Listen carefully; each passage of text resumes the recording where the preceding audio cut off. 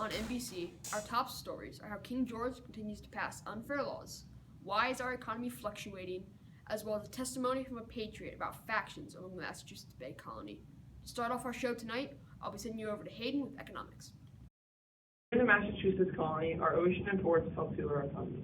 Food and merchandise are shipped to and from England and across the Atlantic Ocean and sold for profit. Colonists who live along the coastline make their living fishing, whaling, and shipbuilding.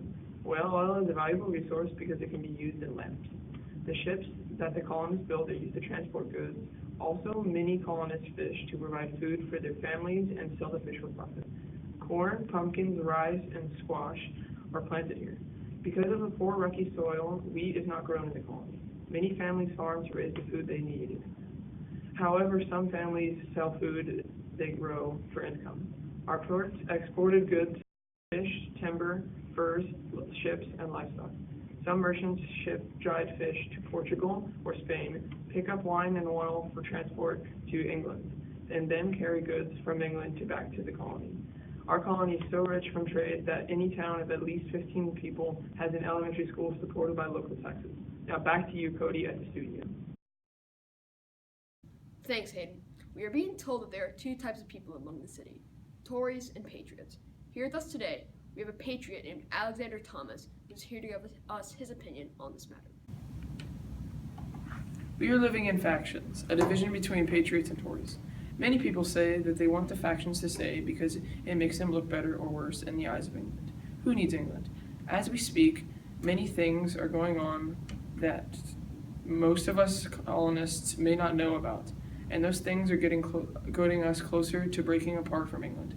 So once we do, the reasons of the people who wanted the factions to remain will then be useless due to the fact that we won't be relying upon England for anything. I propose this. We forget about the factions and focus more upon the important things. The large quantities of bloody backs are coming into our colony that we should expect something drastic from England. We need to forget about our squabbles and focus on what is to come. We need to get over our differences. We are all people, and people have their own opinions. Even though we may disagree with other people's opinions, that doesn't mean that we have to tar and feather, take from and kill each other over it.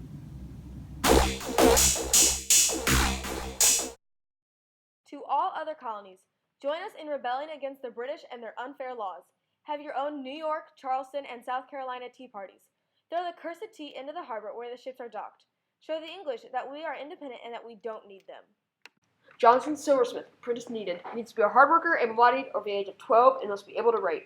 Apprentice needs to be willing to learn, have integrity, and good business skills. Interview at 8675 Main Street. This political short describes the Boston Tea Party.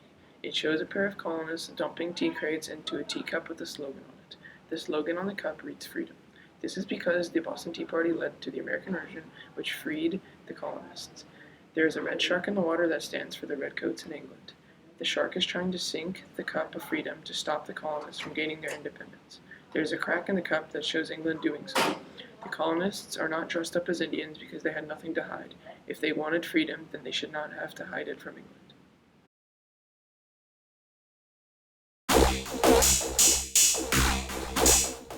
Colonists are angry with England for passing many unfair laws and taxes. King George has passed the Tea Act, May 10, 1773 in the colonies. King George of England is passing the colonists taxes on tea as well as other taxes and acts in order to pay off English debt. As many of you know, England has passed many acts here in the colonies to help with English debt. The Stamp Act charges us additional taxes to all paper goods, while the Quartering Act forces us to board soldiers in our homes so that we save the British money instead of having to house an army of 10,000. The Townshend Acts are using our money to pay English governors and judges' salaries. Some of the colonists say that this is unfair and have started mobbing the wealthy. Sam Adams states, "No taxation without representation," claiming that unless the American colonies get a seat in Parliament, they will continue mobbing. The Patriots, as the group is called, are siding with Adams. Another group, called the Tories, are siding with the English and saying that with time these unfair acts will pass, and for now they will grin and bear the extra taxes. This just in, nearly 120 angry colonists are enraging England as we speak by throwing their best tea into Boston Harbor. the amount of tea wasted is estimated at 10,000 pounds, which could lead to England making us pay by increasing taxes and working for British officials. This is yet another act made by the notorious Sons of Liberty. Sons of Liberty leaders Samuel Adams and many others were dressed as Indians and deckhands to gain access to the many boats. Not a single thing was harmed other than the tea. This may be another attack on the British by the colonies. I, as well as many other colonists, are wondering how Britain will respond to the defilement of their new tea tax. Could the people who did this be related to the rioting on King Street on March 5th, 3 years ago? If so, we may be seeing more of them soon. In the Boston Massacre 3 years ago, 5 colonists were shot down and killed by a score of British soldiers. These two events could lead up to something bigger than the colonies themselves. From all of us here at NBC Studios, we thank you. Stay classy, Massachusetts.